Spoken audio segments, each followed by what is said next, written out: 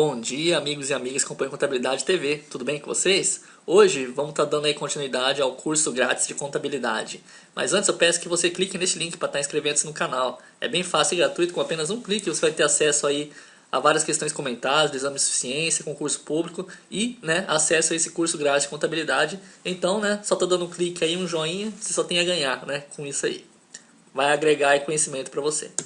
Vamos lá ao que interessa, que é a aula 2. Vai falar sobre princípios de contabilidade, Uma aula bastante teórica, a gente vai ter que ler bastante, então. Vamos estar estudando ela aí juntos. Os princípios da contabilidade estão elencados na resolução do CFC, 750 de 93. E são os seguintes.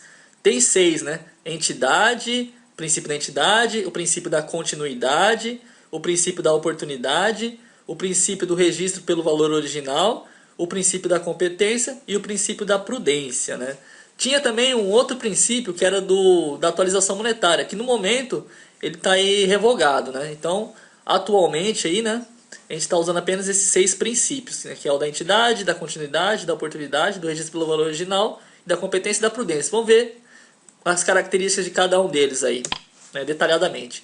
Princípio da entidade. Segundo a resolução do CFC, artigo 4, é importante estar conhecendo a letra da lei aí, porque é isso que cai em prova de concurso público, é isso que cai no exame de suficiência. Eles pegam copiar e colar, então a gente tem que estar conhecendo mesmo a lei. Então lá no artigo 4 fala: o princípio da entidade reconhece o patrimônio como objeto da contabilidade e afirma a autonomia patrimonial, a necessidade da diferenciação de um patrimônio particular no universo dos patrimônios existentes, independentemente de pertencer a uma pessoa, um conjunto de pessoas, uma sociedade ou uma instituição de qualquer natureza ou finalidade, com ou sem fins lucrativos. Por consequência, o patrimônio não se confunde com aquele de seus sócios ou proprietários. Isso aqui é o mais importante, é a essência aí do princípio da entidade. Saber que o princípio da entidade não se confunde com aquele dos sócios ou proprietários. No caso de sociedade ou instituição, parágrafo único, o patrimônio pertence à entidade, mas a recíproca não é verdadeira. A soma ou agregação contábil de patrimônios autônomos não resulta em nova entidade, mas numa unidade de natureza econômico-contábil. Então, eu peço que vocês pausem o vídeo, leiam esse artigo aí, para ir se familiarizando, praticamente, bem dizer, se decora isso aí, porque se você souber isso aí, você nunca mais vai errar questão aí de princípio de contabilidade, Mas, o conceito, o resumo dele é que o patrimônio, ele não se confunde com aqueles do sócio. O patrimônio do sócio é um, o patrimônio da empresa é outro. Então tem que separar um do outro aí de acordo com o princípio da entidade. Resumindo, é isso. Resumindo aqui, como eu disse, o patrimônio não se confunde com o dos sócios proprietários. Tem que ter autonomia patrimonial. Vamos agora para o próximo princípio, que é o da continuidade.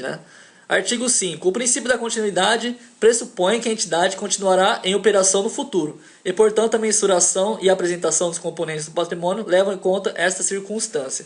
Então, o princípio da continuidade ele tem uma ideia que a empresa ela é feita para sobreviver a vida inteira, com aquela atividade, Salvo exceções vamos supor, a gente sabe que a empresa ela é feita para dar lucro, durante vários anos, e não assim que ela vai abrir agora e já no dia seguinte vai fechar, Então o princípio da continuidade ele pressupõe isso, que a entidade continuará em operação no futuro,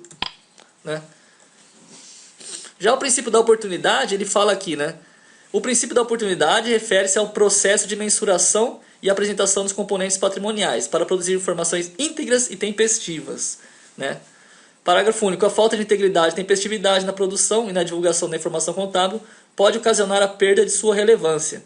Por isso é necessário ponderar a relação entre a oportunidade e a confiabilidade da informação. Isso aqui ele diz mais quanto às informações contábeis, Ela tem que ser íntegra e tempestiva, Ela tem que ser confiável e tem que ser elaborada ali a tempo, para que ela não perca a sua relevância.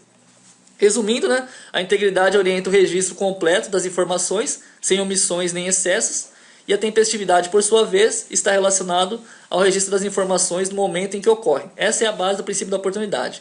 Então a base do princípio da oportunidade é esse, Produzir informações íntegras, que são informações confiáveis ali, e tempestivas, a tempo, para que ela não perca relevância. Porque o que adianta você produzir uma informação, vamos supor que saiu hoje, você só produzir essa informação daqui 3 anos lá para frente.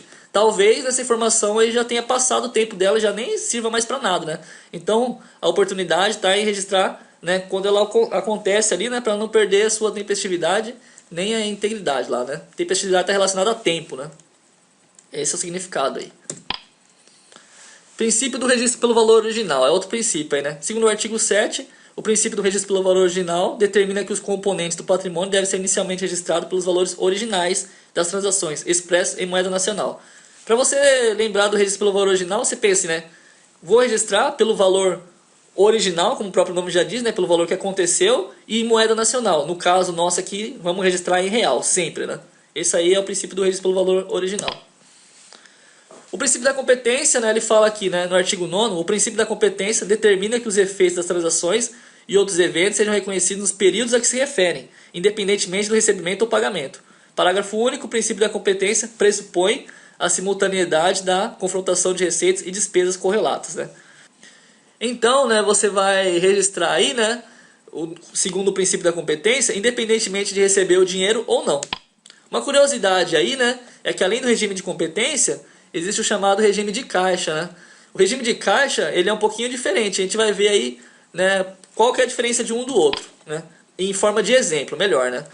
Se pelo regime de competência o Zé Luiz registraria a venda no momento de sua concretização, ainda que o pagamento ocorresse no prazo de 60 dias, pelo regime de caixa a mesma venda só deveria ser reconhecida a partir do recebimento efetivo pagamento, né, do dinheiro. Esse regime é bastante intuitivo, provavelmente vocês utilizam o regime de caixa em suas finanças pessoais.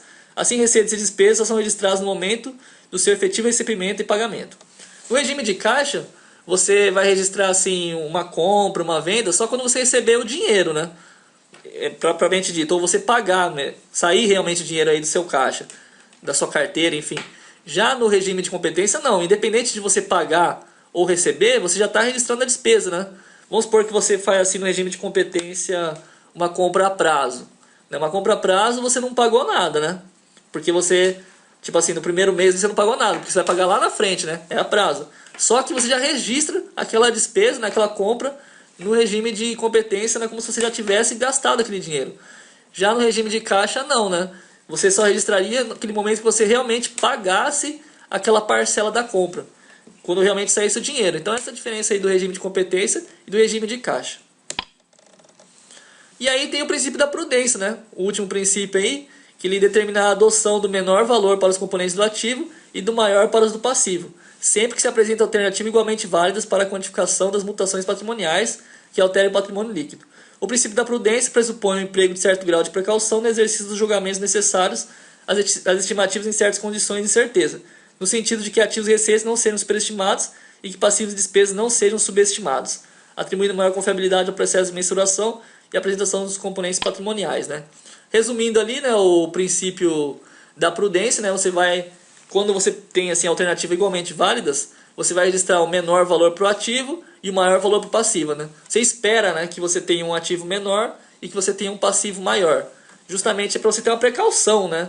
Você tem que esperar assim o pior para quando vier o problema aí, né, você já está preparado, né? Se você acha que você tem muito ativo e você tem pouco passivo, aí, né, e ao contrário, provavelmente você vai se dar mal, né? Justamente a contabilidade aí com seus princípios ensina você a ser prudente, né? A ter cuidado aí no caso.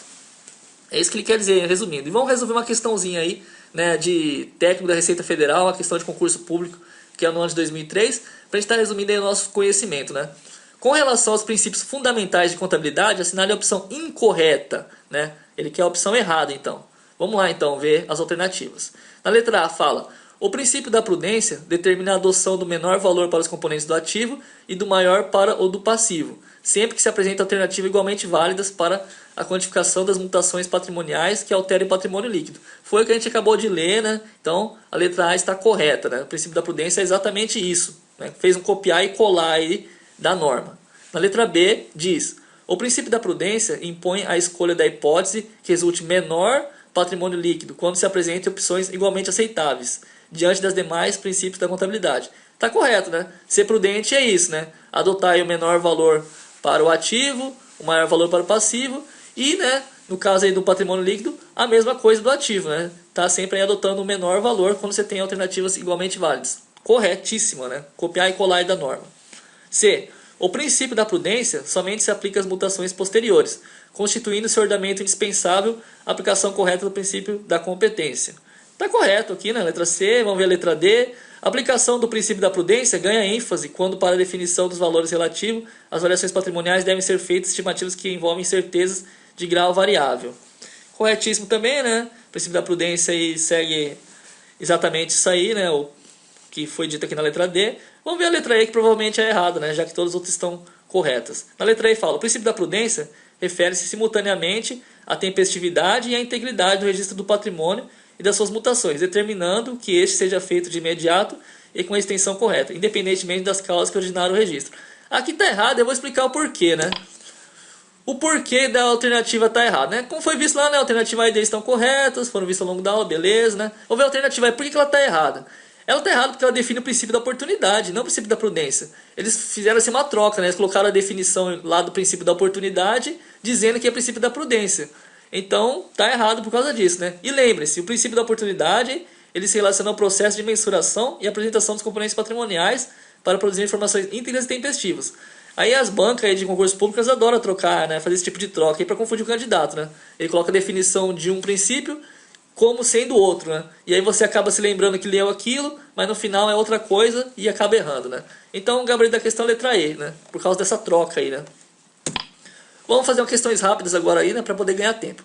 A tempestividade e a integridade do registro do patrimônio e suas variações, independentemente das causas que as originaram, constituem o fulcro do princípio contábil da, né?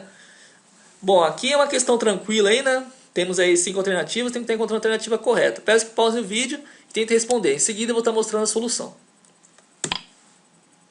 Bom, a resposta está aí, né? Se já tão fera, com certeza acertou, né? Como a gente viu na aula, o enunciado define perfeitamente o princípio ali da oportunidade. É a letra A. Eles pegaram, copiar e colar, né? Novamente ali, né? E colocaram a definição aí do princípio da oportunidade no enunciado. Ganhando tempo aqui, né? É verdadeiro ou falso? Última questão do dia, né? Do CESP, caiu para a contadora da Advocacia Geral da União em 2010. Em contabilidade, define-se patrimônio como conjunto de bens, direitos e obrigações pertencentes a determinada entidade, sendo autônomo em relação aos demais patrimônios existentes. Tá correto isso aqui ou tá errado?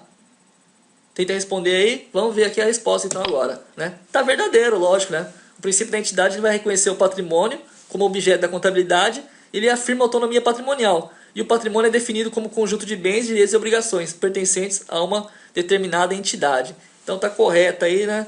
Por hoje acabamos a aula, né? Eu peço desculpas aí por ser uma aula muito teórica, né? Princípio de contabilidade é isso, não tem como explicar muito bem. Basicamente é lei, decorar aí a lei, né? E eu trouxe aqui os princípios para tentar explicar de maneira mais fácil, né? E com exercício para poder fixar, né? Espero que tenham gostado do vídeo, dê um joinha aí, compartilhe nas redes sociais, né? Se inscrevam no canal, né? E é isso, galera. Muito obrigado. Se ficou alguma crítica ou sugestão, pode estar respondendo aqui no YouTube mesmo, né? Vou ter o maior prazer em responder, em absorver as críticas. Enfim, não é tudo elogio, com certeza tem muito para melhorar, né? E é isso, né? Novamente, desculpa por ser uma aula tão teórica e pesada, mas, né, é isso. Contabilidade também tem bastante teoria e não é só cálculo, né? Como a gente imaginava. Valeu, galera. Deus abençoe a sua vida. Continue acompanhando os vídeos porque você só tem a ganhar aí, né? Na sua carreira profissional, né? Tudo de bom pra você. Deus abençoe. Fui!